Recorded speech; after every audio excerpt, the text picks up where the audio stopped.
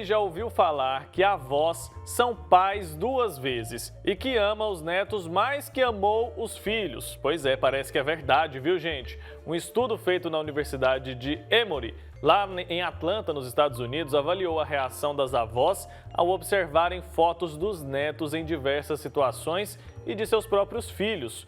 Foram recrutadas 50 mulheres com pelo menos um neto biológico com idade entre 3 e 12 anos. Os pesquisadores fizeram exames de ressonância magnética funcional para medir o aumento do fluxo sanguíneo na área do cérebro associada à empatia. O resultado foi o aumento considerável quando as avós viam fotos dos netos.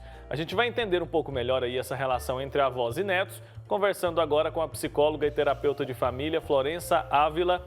Ela que está ao vivo com a gente. Bom dia, Florença. Bom dia, é um prazer estar com vocês. É um prazer te receber também, viu? Ainda mais para falar sobre um assunto tão curioso, né? Esse estudo aí é muito revelador, né? Essa ligação entre avós e netos acontece mesmo no dia a dia? É isso que você consegue visualizar durante as suas consultas aí, durante o seu trabalho? Com certeza, essa relação ela é muito importante, tanto para os avós quanto para os netos, né? Sobretudo nessa dimensão afetiva, emocional.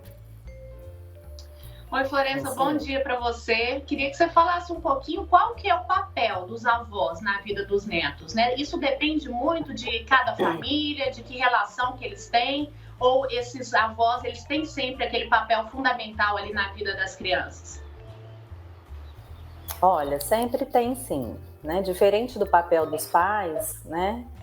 Enquanto educadores, os avós já foram pais, né? Já tiveram aquele momento mais tenso, difícil, de muitas preocupações, né? Então, em geral, eles estão numa fase do desenvolvimento, os avós, né? Os idosos já, às vezes nem tão idosos, mas já numa fase da vida mais maduros, mais leves, né? Não tão rígidos nas suas cobranças, né? Como muitas vezes nós jovens adultos ainda temos, né? Então essa forma de estar no momento do desenvolvimento da vida favorece também a forma como que eles se colocam diante das crianças, né? Dos netos, dos adolescentes, enfim. E também por não ter esse peso da responsabilidade muitas vezes da criação, né? Eles entendem e falam, agora eu vou curtir, né? Agora eu vou curtir meus netos, agora eu só tenho que aproveitar, dar afeto, carinho, fazer o que eles gostam, né? Então, em geral, isso é muito saudável também nas relações e para o desenvolvimento também das crianças e dos adolescentes. Em muitas famílias, os avós assumem o papel de educar os netos, né? Assumem mesmo ali a responsabilidade de pais. Isso pode ser prejudicial de alguma maneira para os avós, para os netos ou para os pais de alguma forma?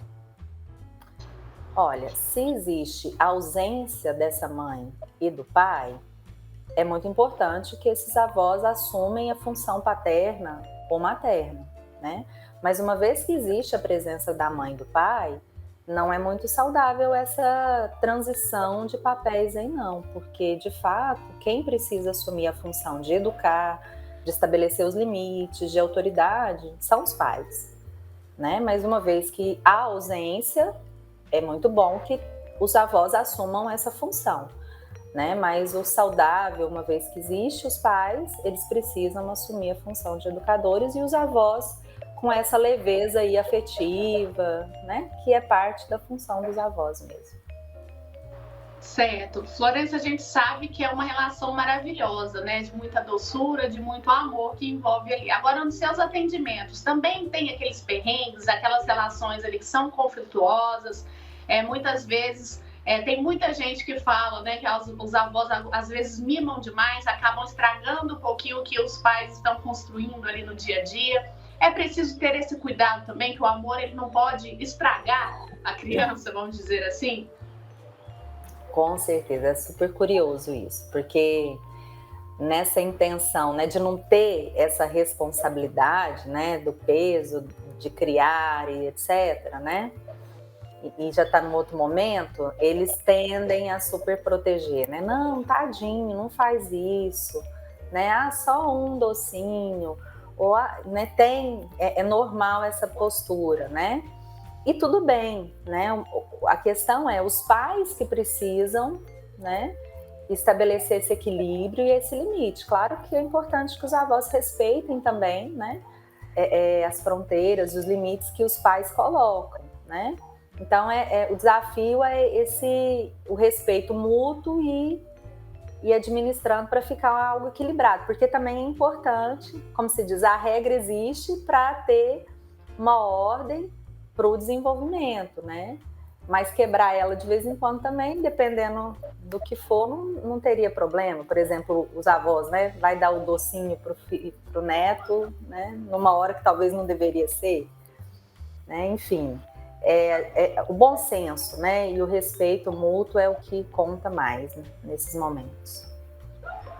E quais são os principais desafios, os principais problemas que você identifica quando vai tratar famílias com relação aos avós aí? É essa questão da autoridade mesmo? É da autoridade, mas é também do conflito de gerações, né? Porque muitas vezes numa mesma família, numa mesma casa moram os netos, os pais e os avós, né? E aí é nessa convivência diária que às vezes é mais desafiadora, né? Porque às vezes quando mora em casas separadas é mais fácil administrar essas diferenças e essas fronteiras, mas quando mora todo mundo junto, né, o conflito geracional às vezes gera algumas dificuldades. Mas, em geral, a presença dos avós, elas são muito importantes, inclusive morando na mesma casa, né? Assim, desafia mais a todos a convivência, mas eles também transmitem muitos valores importantes ali no dia a dia para os netos, que às vezes, morando muito longe, não vai permitir, né, esse aprendizado. Certo. Florência, essa presença dos avós, né, no desenvolvimento aí das crianças, essa presença ela até ressalta também a importância aí de valorizar as pessoas mais velhas, ajuda nesse desenvolvimento da criança nessa parte, nesse lado afetivo e respeitoso? Com certeza. As relações sociais, né, e sobretudo as relações afetivas, né, que envolve afeto, que envolve cuidado, que envolve empatia, né, são fundamentais no desenvolvimento da criança e do adolescente. Porque hoje em dia a gente vive num mundo, né, globalizado, muito individualista, né, e em geral a gente tem visto muitas crianças e adolescentes com dificuldade de ter empatia, de se colocar no lugar do outro, de respeitar o outro, né, e quando a gente consegue viver isso em relações próximas, afetivas e significativas, e isso em geral acontece na família, com os avós e com os pais, é uma forma fundamental de internalizar essa função, né, relacional, que é muito importante para o desenvolvimento e para a vida em sociedade. Certo, Florência. A gente percebe, em alguns casos, eu já vi isso acontecer bastante, das crianças mudarem de comportamento quando estão com os avós. Às vezes elas ficam ali mais manhosas, ficam mais choronas, né? A criança ela tem essa capacidade de entender que com os avós existe uma mais permissão para fazer as coisas, com os pais é um pouco mais rígido. Uma criança pequena ali de 5 anos, por exemplo, ela já consegue fazer essa associação? Com certeza. O meu filho de 3 anos consegue. Por quê? Porque ele já tem noção da resposta comportamental e emocional que o outro tem. Então, eles vão nos testando, e aí eles vão até onde a gente for, né? Então, eles testam com os pais, mas os pais muitas vezes impõem um limite com mais rapidez. Os avós não, né? Então, eles vão testando e vão aproveitando, né, desse limite mais estendido que os avós dão. Eu brinco com meu sogro que quando meu filho vai para a casa dele, ele volta todo mimado, né? Eu falo que eu demoro 2 dias para colocar ele no lugar de novo. Mas é parte do processo, né? E também é importante esses momentos. Tá, aproveitando o seu gancho aí, Florência, eu acho que isso deve acontecer em muitas casas, viu? Acontecia comigo quando eu era pequena, e confesso, eu ficava na casa da mãe da minha madrinha, na verdade, né? É uma espécie de avó, né? Não é da família, mas é considerada uma avó de coração. E quando eu ficava muito nos finais de semana na casa dela, ia para lá e voltava só na segunda. E minhas irmãs e meus pais falavam isso. Nossa, a Marina volta É complicado, viu? Quais são as dicas, então, para colocar de novo essa criança no eixo? Quais são os principais pontos ali que você tem que ter? É paciência? É conversa? Como é que você age aí na sua casa? Pelo menos dê uma dica aí, que eu penso que isso deve acontecer em muitas casas, viu? Com certeza. É muito importante a gente ter cuidado com a forma de retomar esses limites, as regras, né?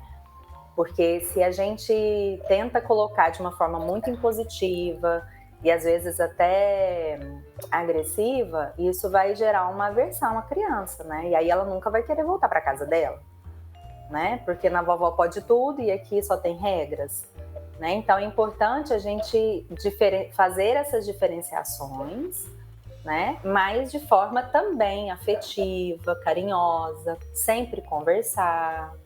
Né? Não, filhinha, aqui vamos fazer do jeito que a gente está acostumado. Na vovó é assim. E claro que para diminuir essa diferença, é muito importante também os pais sempre estarem conversando com os avós, né? Porque os avós também não podem exceder também nessa postura, né? Mas sempre o diálogo com muito afeto é o grande segredo. Então, os pais também devem ter uma estratégia ali, tem que se comunicar bastante com os avós para que eles saibam até onde podem ir, porque a gente sabe, né, que às vezes extrapolar ali as regras é divertido, é engraçado, é saudável, mas então isso tem que ser muito bem conversado, né, Florença? Com certeza. Teve uma situação uma vez que extrapolou um pouquinho demais dentro de uma regra que para nós é fundamental, sobre alimentação, por exemplo. E meu esposo conversou, né, com a mãe dele e falou, olha, então se for continuar com essa dificuldade, a gente vai ter que diminuir esses encontros. Assim, foi uma forma que ele encontrou de chamar mais atenção, né, dela, e aí ela entendeu e ela é super carinhosa e respeitosa conosco. Mas às vezes tem que ter umas conversas assim um pouco mais pontuais, né, para de fato não exceder. Tem que ter mesmo, viu? Aqui eu tô com uma filhinha de 1 ano e meio, já começaram essas conversas também, viu? Com a minha mãe principalmente. Mas é normal, então é sempre explicando muito bem, né, os motivos, né, que a gente tem tal e tal atitude. Porque às vezes a educação vai mudando muito, Florença, até um tema que você pode falar pra gente. Às vezes, uma forma que, né, os nossos pais nos educaram lá alguns anos atrás, agora tem algumas diferenças. Por exemplo, né, um exemplo claro em relação à televisão, né, à alimentação. Porque vocês fizeram assim e estão vivos. Eles costumam falar assim, eu ouço isso muito, né? Acho que muita gente ouve isso. Então, essa educação, o que é certo e o que é errado, vai mudando ao longo dos anos e isso dificulta um pouquinho essa mudança aí em gerações? Com certeza. Isso eu falo muito no consultório, assim, porque sempre usam esse argumento, né? Mas na minha época era assim, funcionou, criei todo mundo, né? Igual hoje a introdução alimentar, né, das crianças, por exemplo, é muito diferente de antigamente, né? Antigamente se fazia sopinha, misturava todos os alimentos. Hoje em dia a gente introduz separadamente os alimentos, etc. E tem toda uma metodologia, né, uma ciência por trás que justifica essas mudanças culturais, inclusive, né? Então, é muito importante a gente estar sempre com muito respeito, porque a gente também tem que respeitar as gerações anteriores, né? E que de fato funcionou, mas numa outra concepção, né? A gente tem que trazer esse novo, mas também de forma respeitosa, respeitar o que foi, porque é parte da nossa história também, né? Mas não deixar também de trazer aquilo que se hoje tem funcionado e tem, né, todo um conhecimento por trás, por que não ser legitimado também? Certo, agora acho que o pessoal de casa, né, os avós que estão nos assistindo, eles vão se identificar muito com a seguinte situação. O meu avô, a minha avó, essas pessoas que têm ali os 70, 80 anos, eles tinham ali, né, o costume de, na criação dos filhos, serem muito rígidos. Não podia fazer nada, não tinha uma relação ali, uma troca de ideias, não conversava tanto com os filhos. E com os netos é completamente o contrário. Os netos fazem o que querem, a relação é muito diferente, pode tudo. Isso tem alguma explicação científica, alguma coisa que justifique essa mudança de comportamento tão grande? Ou será que está só relacionado à mesma maturidade, aquela questão de não ser o responsável 100% ali pela educação daquela criança? Na verdade, as pesquisas sobre desenvolvimento humano vão mostrar exatamente isso, né? Porque a gente estuda o ciclo vital, né? Ao longo do desenvolvimento humano, nós temos diferentes fases do desenvolvimento, que há um desenvolvimento cognitivo, né? Intelectual, físico, hormonal, né? Enfim, e emocional, psicológico também. Então, de fato, né, quando você está no momento mais avançado da sua vida, onde você já viveu muitos desafios, já amadureceu muitas coisas, né, em geral, as pessoas que estão na vida adulta tardia, né, e até já na velhice, na terceira idade, vai ter uma outra concepção de vida, assim, de visão de mundo e de como vai estabelecer as relações. E quando a gente está nesse momento inicial, é muito visível, né, a diferença dos pais educando o primeiro filho, por exemplo, e educando o segundo, terceiro filho, né? Em geral, os pais também são mais rígidos com o primeiro filho e com o segundo ou terceiro mais flexível, justamente porque a gente vai desenvolvendo na experiência, né, e nesse processo de amadurecimento, tanto individual quanto relacional, essa flexibilização do entendimento e, consequentemente, do comportamento, né? Certo. Florença, agora o perfil dos avós vem mudando muito ao longo dos anos e que essa mudança pode promover? A gente vê que apesar das pessoas estarem sendo pais, né, mães um pouco mais velhos, a gente vê avós extremamente jovens, né? Tanto pela qualidade de vida que a gente tem hoje em dia, as pessoas buscando mais saúde, mas às vezes a gente vê aí avós e avós que parecem mais as mães, né, dessas crianças. O que essas mudanças podem trazer aí para essa relação? Olha, tem ocorrido mesmo todas essas mudanças, né? Talvez uma aproximação das gerações, pelos avós estarem jovens, né? E isso é muito positivo, porque aproxima, né? Porque estreita o vínculo também nas trocas de vivência. Mas o que tem ainda acontecido muito, sobretudo nas camadas populares, né? E é isso que é muito preocupante, é exatamente os avós assumirem a função materna ou paterna, né? Por uma não só ausência dos pais, mas uma negligência dos pais. E isso é o que mais tem nos preocupado sobre essa questão, porque sobrecarrega os avós que já viveram tanto, já trabalharam, já educaram, já criaram os filhos e ainda continuam com essa sobrecarga de ter que cuidar dos netos, criar os netos, né? E aí se torna um peso, sim, para esse momento da vida deles. Certo, Florença. Acho que você vai concordar comigo que toda família tem conflitos, né? Quando, então, procurar a ajuda de um especialista como você? Olha, em geral, a gente precisa procurar ajuda quando esses conflitos, né? Quando essas dificuldades, né, nas relações comprometem o dia a dia e muitas vezes desencadeiam sintomas, tanto nos indivíduos quanto na própria relação, né? Seja uma agressividade, né? Você chega num nível que as pessoas não conseguem dialogar, não conseguem conviver, se agridem mutuamente, seja verbalmente ou até fisicamente, né? Mas em geral, não precisa também chegar nesse grau tão grave, né? É muito importante também, se está difícil a convivência, né? E eles não conseguem sanar aí as diferenças e as dificuldades sozinhos, é o momento de buscar ajuda.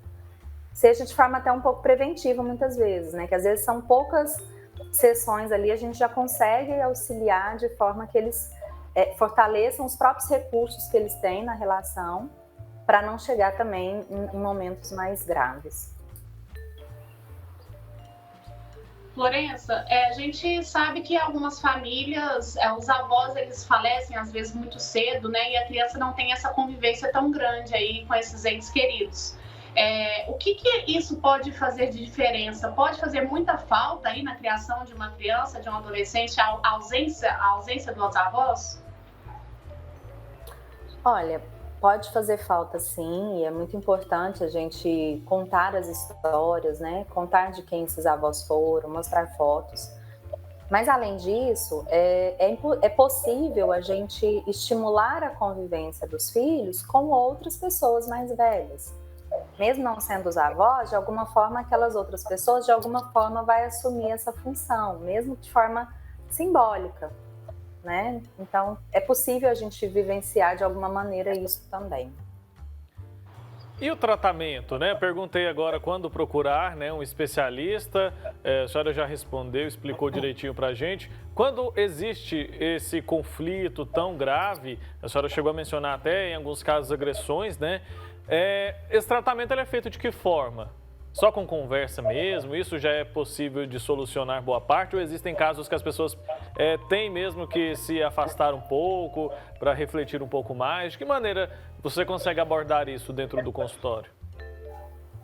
Olha, a terapia familiar é diferente da psicoterapia individual. A gente vai abordar e tratar as relações, né? Então, as pessoas vão estar presentes, todos ali envolvidos, e nós vamos tratar as relações. Então, por meio, sim, do diálogo, né? E de diferentes recursos verbais, não verbais, de escritas e diferentes instrumentos de metodologia, de jogos que a gente pode utilizar, terapêuticos, para auxiliar a família nesse processo relacional, né? De se ouvirem, de se respeitarem e de encontrarmos juntos, né? A resolução dos problemas apresentados ali. Tá certo, Florência, muito obrigado, viu, pelo seu tempo aqui com a gente, por esses esclarecimentos a respeito de um assunto tão interessante, né? O amor entre avós e netos. Acho que pouca gente já parou para pensar, né, sobre isso, mas toda família tem um exemplo ali, né? Muito bonito da gente contar. Obrigado, viu, pelo seu tempo aqui com a gente. Até uma próxima oportunidade. Eu que agradeço. Foi um prazer estar com vocês.